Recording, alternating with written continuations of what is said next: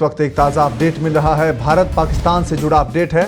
भारत पाकिस्तान के डीजीएमओ के बीच हॉटलाइन पर बातचीत हुई है। स्वतंत्र और सौहार्दपूर्ण वातावरण की समीक्षा की गई है। दोनों देश एलओसी पर शांति कायम करने पर सहमत हुए हैं, सहमति जताई है। भारत पाकिस्तान के डीजीएमओ के बीच हॉटलाइन पर बातचीत हुई है। स्वतंत्र और सौहार्दपूर्ण वातावरण की समीक्षा की गई है।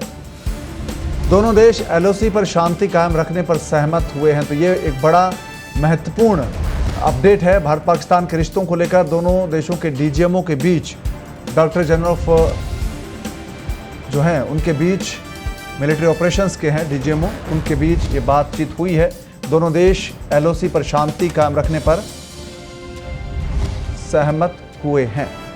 और इस पर ज़्यादा जानकारी के साथ जुड़े हैं हमारे सहयोगी आनंद मणि त्रिपाठी। आनंद मणि, क्या अपडेट है? डीजीएमओ की जो बातचीत हुई है उसको लेकर क्या अपडेट है आपके पास?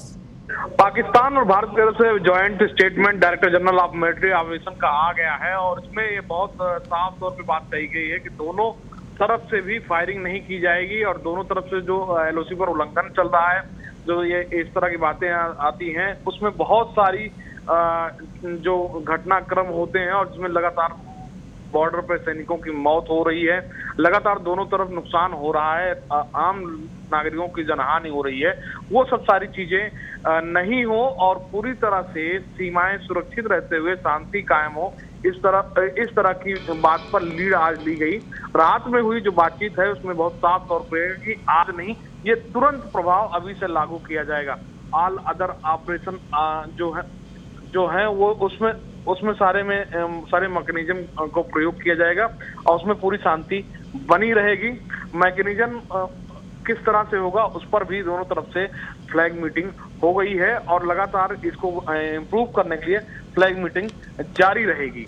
कौन जी आनंद मणि, एक चीज ये भी है कि दोनों देश जिस तरह से सीमा पर गोलीबारी होती है, सीज फायर का उल्लंघन पाकिस्तान करता है, तो क्या ये मुद्दा भी भारत की तरफ से उठाया गया है?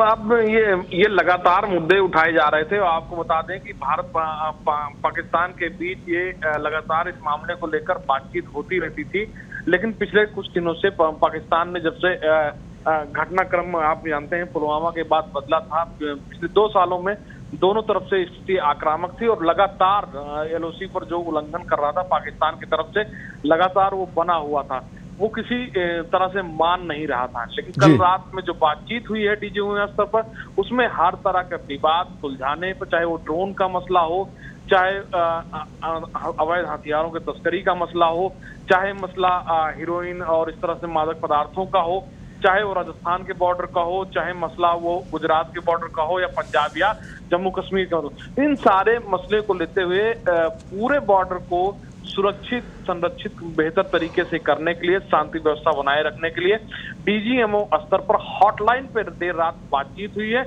और उसके बाद जो हमारे सामने ज्वाइंट स्टेटमेंट आया है उसमें कहा गया all other sector with the immediate effect, यानी आज की आधी रात से ये बात लागू हो जाती है।